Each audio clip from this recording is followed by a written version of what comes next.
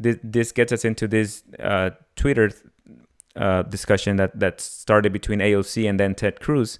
Yeah, here it There is you go. from AOC. Do you want to read this? Sure. So it says, and this is Alexandria Ocasio-Cortez, this is unacceptable. We now need to know more about Robinhood app's decision to block retail investors from purchasing stock while hedge funds are freely able to trade the stock as they see fit. As a member of the Financial Services Committee, I would support a hearing if necessary. And then Mr. Ted Cruz says, fully agree. And then Ms. Alexandria Ocasio-Cortez responds in the following manner. I am happy to work with Republicans on this issue where there's common ground. But as you almost had me murdered 3 weeks ago, so you can't sit this one out. Happy to work with almost any other GOP that aren't trying to get me killed. In the meantime, if you want to help, you can resign. What do you think about this? I think it's a strong response. It's the truth. And I think for those people who did not live the Capitol insurrection, I think it might just see like, oh, it looked like it was an episode, something that happens on TV. But, things could have happened to her. Things could have happened to other members of Congress, Nancy Pelosi, to Vice President Pence, that were screaming, hang Pence. So you have a mob who could have potentially done those things to her and so many other elected officials there. So all that to say that it comes from a place of, like, I almost died 3 weeks ago, and you were one of the people who incited or helped incite the violence and this anger against me. Yeah, but this is so problematic to me, this type of attitude. How so? Because what if somebody says, I refuse to participate in any decision making that involves the current Supreme Court because they're going to allow abortion by banning, not by allowing abortion, by banning abortion. What they're doing is they are effectively making it so that thousands of families out there are going to have to go full term with their babies and bring them to this world, even though they're not equipped to take care of them, or they're not in a position, or they're going to bring them to a traumatic experience, whatever it is, right? Whatever the reason that people may need to get abortions. So you could make the claim that the Supreme Court is killing people. You could make the claim that other Republicans are killing people. And if you're going to draw a line and say, I'm not going to work with you because I'm under the impression that you try to kill me, even though Ted Cruz didn't openly say, go out there and murder AOC. I mean, he's not on record saying that. But what I'm saying is just the bigger principle is that this is government. They're supposed to work with each other, aren't they? Is she never going to work with them again? No, I don't think so. I think never, ever again. She's never going to ever work again with Ted Cruz on anything? Like, I don't think they worked on it just because they're working the same place. It doesn't seem that they work together. I mean, they're probably have really never seen each other, talk to each other. But I'm sure that there's no bills, even though they voted on the same bills. I don't think there's any bill that they worked on together. Okay. And I think she's also upset that Ted Cruz is trying to be opportunistic and take some of her brand, her Twitter following. This is probably, I don't know if it's that. I mean, yeah, Ted Cruz is the joke that he's actually the Zodiac killer, right? So I wouldn't be surprised if Ted Cruz is the Zodiac killer.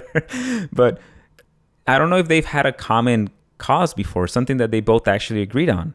So finally, here's something that they agree on, that they can actually say, hey, no, what Robinhood did and everything, let's address what's actually going on. Let's see if we can get to the fundamental issue of why this happened to begin with.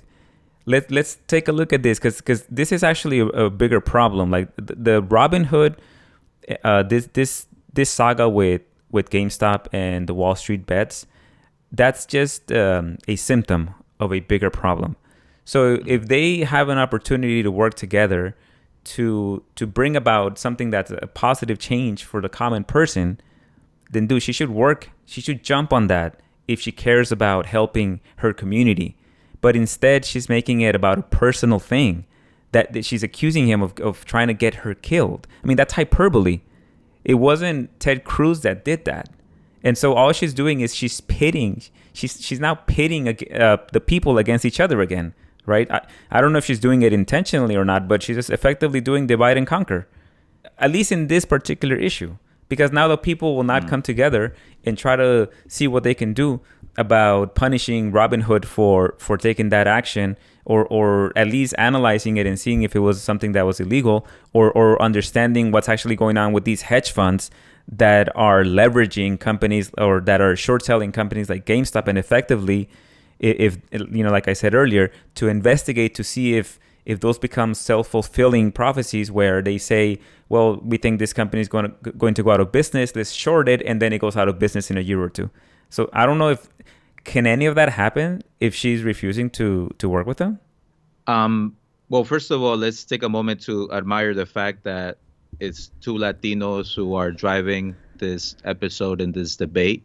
So it's, Ted Cruz and AOC, Ted Cruz being a Cuban American, and then AOC being a proud Puerto Rican American. So in some ways, it's kind of like the Cuban Puerto Rican dialogue and conversation family spew is out in the public and driving political debate in our country. So that's interesting. And I think in response to your question, yes, I can kind of see your point, but at the same time is like, why is it that AOC has to compromise for Ted Cruz, right? Why is it that she's the one that needs to control her emotions and react to the fact that she out of probably most people there besides Nancy Pelosi and Mike Pence were probably the more famous, the people that Trump supporters associate with everything that's wrong with America, with the socialism, the things that are destroying this country and changing this country, and that's why we need to take it back. So in some ways, like, there's so much anger that's been directed at her, in large part by Ted Cruz, and we can look back to see what kind of exchange Ted Cruz has had about her, but I think this is like a very real divide, and it's really kind of hard to work with somebody who just doesn't tolerate your existence, right? They question your existence and your presence at the table. So that's, it gets to that level. And at the same time, I understand that if they don't come to the table, they don't work together, progress is not going to be made for a lot of people. Yeah, and it's so rare to have a situation where everyone across the board agrees. I mean, they're always divided on everything. And I'm not defending Ted Cruz. And also, I'm not trying to be too hard on her. It could have been anyone else. I'm just saying that if you believe in a higher ideal, that you're fighting for something, then you put aside these things if you get a chance. I mean, she can hate him the whole time, and she can go back to not working with him or making his life difficult if it's something that she opposes. But in this case, they both agree. If they can't work together on something that they both agree on, then dude, right? That's problematic to me. And I mean, I know that Ted Cruz has ulterior motives, and I wouldn't trust anything that he does. But again, if there was a small opportunity, then they could come together. But again, I've always said that Ted Cruz is wholly compromised, probably like 100%. She's somewhat compromised, and so they're not going to go against the hedge funds. So I don't see anything really happening to them. If anything, what's going to happen is they're probably not Ted Cruz and AOC, although they'll be part of it, but everyone will probably just focus on the Wall Street bets and make it seem like something's wrong with them, like they were doing something illegal. Now that they need to regulate them, so they'll find a way to try to ban or limit these Reddit groups. Maybe they'll introduce a way to limit the membership of the Reddit groups to like 500 people, or not to let them get out of hand where like it's like millions of people that join a group. So but am I hearing this right? Am I hearing that a progressive should compromise on their in lieu of a higher ideal and moderate their stance? So are you asking a progressive to become a moderate? What do you mean?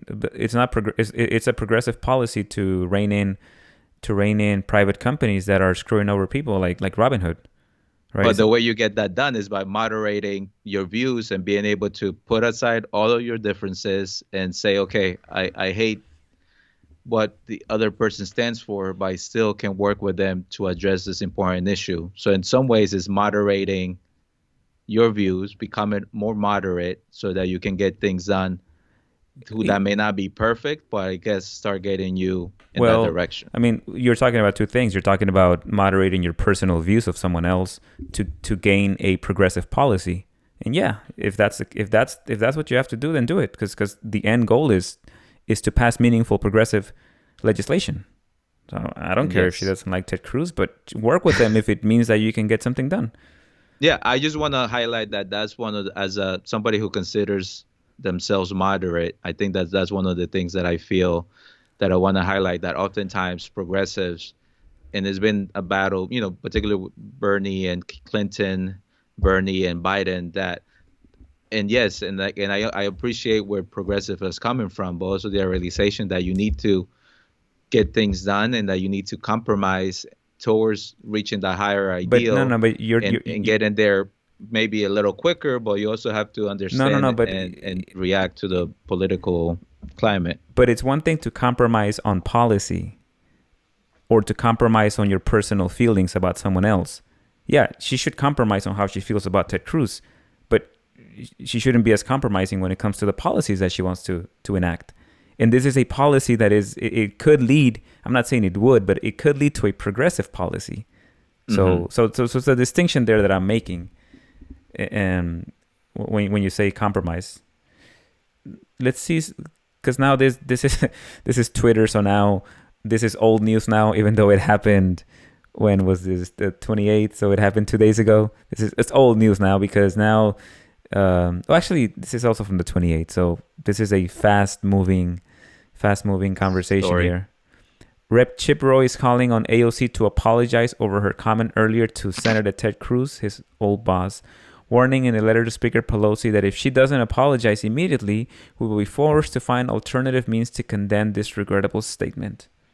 So Ted Cruz or those around Ted Cruz ofendieron. And it's funny because that reminds me that this is the second time that AOC has had this type of encounter with a Republican legislator, and the other piece was the Republican not being able to control his emotions and screaming at her, and her demanding the apology. So I think that in this case they're trying to twist it and make this the story about her, the way that she disrespected Ted Cruz. And I mean, she could disrespect him all day.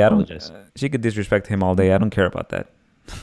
No, but I'm saying that it's interesting to see this GOP. Oh yeah, it's just a political move. They're just trying to portray her in a negative light. Yeah.